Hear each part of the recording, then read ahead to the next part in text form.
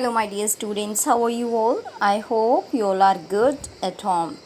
So, dear student, I am Munish Yadav, PGT Economics from Suraj School Bhiwadi, again here to discuss with you some more topics from Chapter 11 as we are studying Chapter 11 Theory of Supply.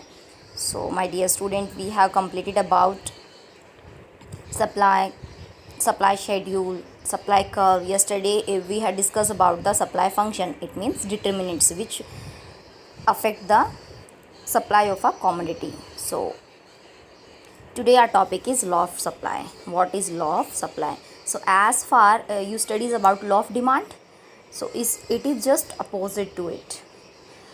Law of supply, it states that, it means ये बताता है, it states that other things remaining constant, अगर other things constant है, there is a positive relationship between own price of the commodity, own price means px, and its quantity supplied. Okay, it means as price increases, supplies also increases, as price decreases, supplies also decreases. Okay, so there are positive relationship between price of a commodity and its quantity supplied. Okay, look at in table. Px 10 supplies 100, px is 11 supplies 200, as px is 12 supplies is 300. So as price increases 10 11 12, supply quantity supplied is also increasing, 100 units 200 units and 300 units. Getting my point. तो it means law of supply बिल्कुल simple है. अब इसमें मैंने कल आपको कहा था बेटा कि just remember two things. We have determinants of supply. आपने एस में सप्लाई के डिटर्मिनेंट्स पढ़े हैं. कौन कौन से पढ़े हैं? पी एक्स पढ़ा है, price of own price of the commodity. Okay, this is the own price. और इसके अलावा जितने भी आपने पढ़े हैं वो सारे के सारे क्या हैं? अदर फैक्टर्स है. अब अदर फैक्टर्स में कौन कौन से आ सकते हैं? Have a look here. Other factors में ये सारे अदर फैक्टर्स है.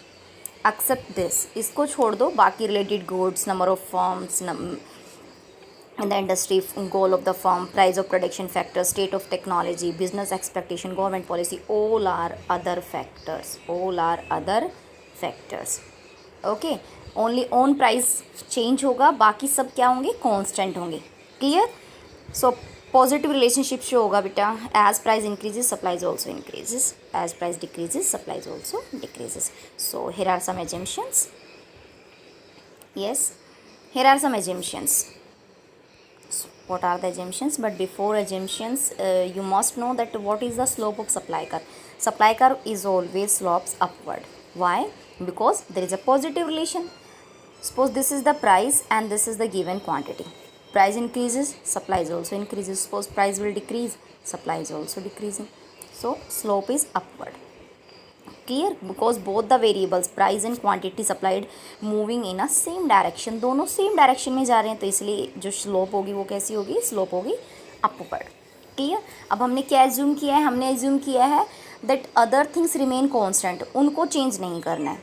ओन प्राइस सिर्फ चेंज होगा, अकेला ओन प्राइस. तो assumptions are same. There is no change in price of the production factors, no change in the state of technology, no change in the goal of the firm, no change in the price of related goods, no change in business expectation, no change in government policies. Okay, it means all things are should be constant. सारी चीज़ें constant होगी, सिर्फ price change होगा. This is the assumption part. Clear?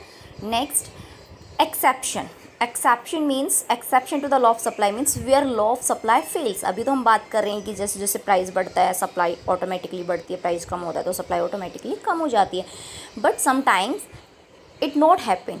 तो what are the situations जहाँ law of supply fail हो जाता है? प्राइस चाहे कितना ही बढ़ता रहे, सप्लाई नहीं बढ़ रही है. प्राइस कम हो रहा है तो सप्लाई भी कम नहीं हो रही है. सो वो है एक्सेप्शंस, जहाँ लॉ ऑफ सप्लाई क्या होता है? फेल हो जाता है. So here are the few.